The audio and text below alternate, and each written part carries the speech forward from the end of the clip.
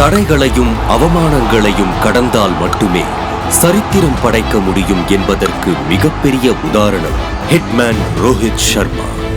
2010ஆம் ஆண்டு ரோஹித் சர்மாவிற்கு இந்திய டெஸ்ட் அணியில் அறிமுகம் ஆவதற்கு ஒரு வாய்ப்பு கிடைத்தது.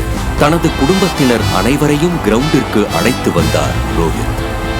போட்டி துவங்குவதற்கு 20 நிமிடங்களுக்கு முன்னால் ரோஹித்திற்கு வார்ம் அப் செஷனில் காயம் ஏற்பட போட்டியில் இருந்து நீக்கப்பட்டார்.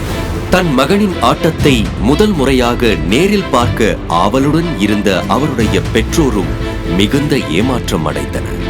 2010 முதல் 2012 வரை ரோஹித் சர்மாவின் பர்ஃபார்மன்ஸில் மிகப்பெரிய பின்னடைவு இருந்தது.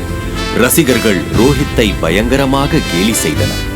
ரோஹித்தின் தந்தை அதுவரை தினமும் அனைத்து செய்தித்தாள்களையும் வாங்கி வெட்டி சேகரிப்பதை வழக்கமாக கொண்டிருந்தார்.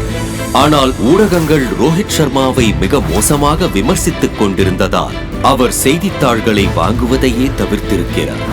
இதே நேரத்தில்தான் ரோஹித்தின் உலகக்கோப்பை கனவும் களையப்பட்டது. இத்தனை சரிவுகளையும் மீறி இன்று இந்திய அணியின் கேப்டனாக உயர்ந்துள்ள ரோஹித் சர்மா தன் வாழ்நாளில் ஆறா காயமாக குறிப்பிடுவது 2023 உலகக்கோப்பை இறுதிப் போட்டியின் தோல்வியைதான்.